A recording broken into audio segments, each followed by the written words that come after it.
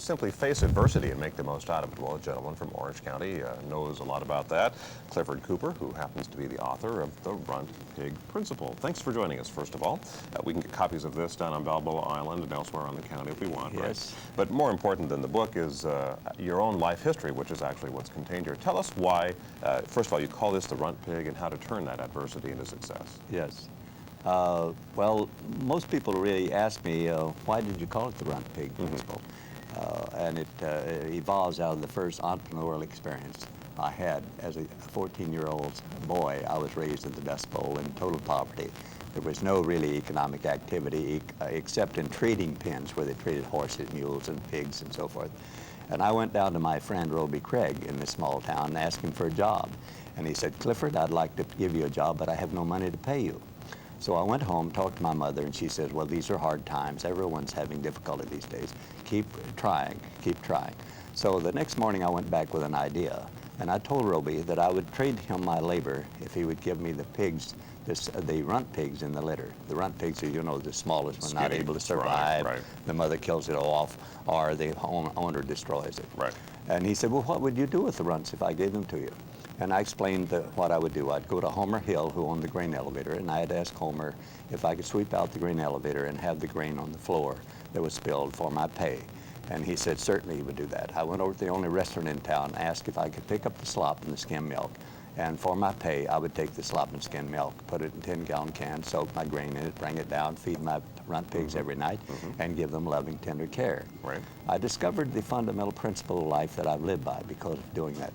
First place, I discovered that everyone in the town became very supportive of me and really encouraged me because I showed initiative of trying to do something with my life. That was very important and very upper. The other thing I discovered is that really there are no handicaps. Runt pigs, nature gives runt pigs a stamina to survive, a need to survive more than the normal pigs. And with food and proper care and a little tender lovingness, they will outproduce the other pigs. And you've used this knowledge that you gained as a 14-year-old to become a success in your adult life, right? Yes, I didn't realize I had built 2 companies by the time I was 40 years old. With no background, I do not have a college degree. I had a very poor educational start because we were a working class and not a reading class. I came to California, attended school in the 644 plant in Pasadena Junior College, and worked my way through school on my own. And my family was broken up because the old Dust Bowl really destroyed the families. And on my own, I came out and I found that I could survive and do very well. In fact, most of the jobs I took were very easy for me to handle them. And I succeeded, as I put out. However, at the age of 40, I had to help launch America's first satellite after building another company in Texas. And I joined the Young Presidents Organization, YPO, as a result of the accomplishment of the 2 companies, not because I had culture background or the other stuff, but they brought me in, and I went to Harvard Business School with them to make case studies. You know, they make case studies of companies. They reviewed these 2 companies that I had organized and succeeded in, and told me afterwards that I really wouldn't have been able to succeed had I had a degree from Harvard.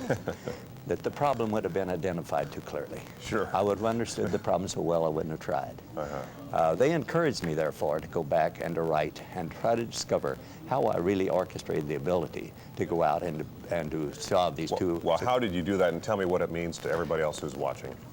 Well, I took my first principle of saying, look around and see what's available to you. We have much more available to you than can.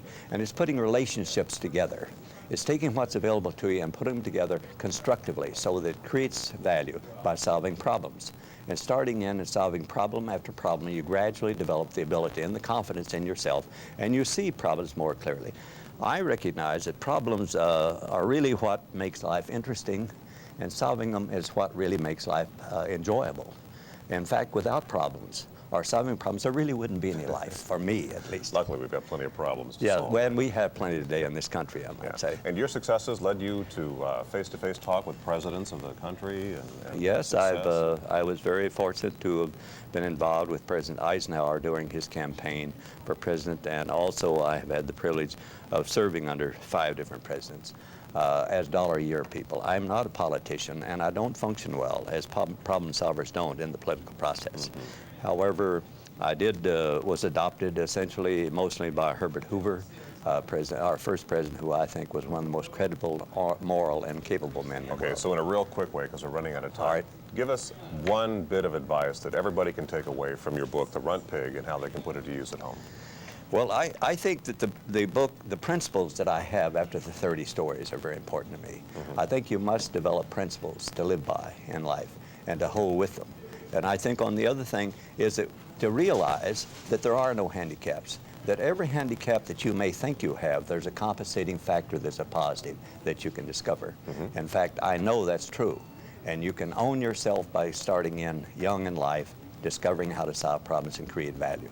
I'm confident that the book that I've evolved, if you read it, and they're short stories, and then listen to the principles and go through those and develop your own principles, not assume, but stimulate your mind with this book so that you come out of it a person who has a positive attitude toward life, looks at life as challenging and an opportunity to go out there and have fun, solve problems, and create value. Clifford Cooper, thank you very much. The Runt Pig, Orange County author and entrepreneur. Thanks for coming by. Bye. Thank you.